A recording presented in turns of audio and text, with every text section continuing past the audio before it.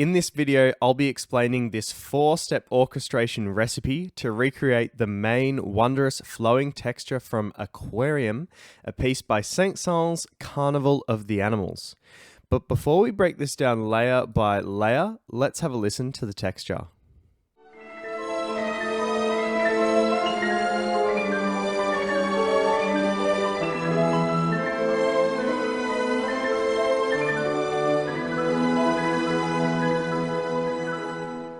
Alright, so now we've heard the texture, let's jump in and break it down layer by layer.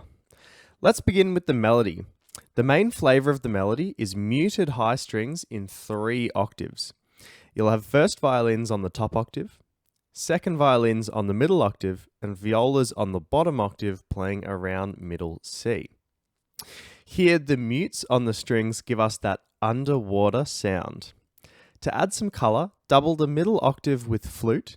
And finally, to add some sparkle, the glass harmonica, but I'd use glockenspiel if I were to recreate it, plays a delayed doubling of the first violin's line.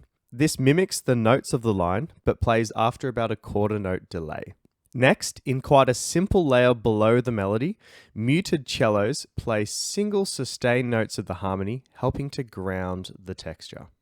Now, the real magic of this texture comes from these top 2 layers. Here, you'll have 2 pianos arpeggiating quickly across the range of and slightly above the melody. This first piano arpeggiates downwards, while this second piano arpeggiates upwards, crossing over each other. This creates a busyness to the texture, representing lots of different fish swimming all over the aquarium. So there you have it. That was a really simple recipe to recreate this flowing underwater orchestration. To consolidate everything, let's give the texture another listen.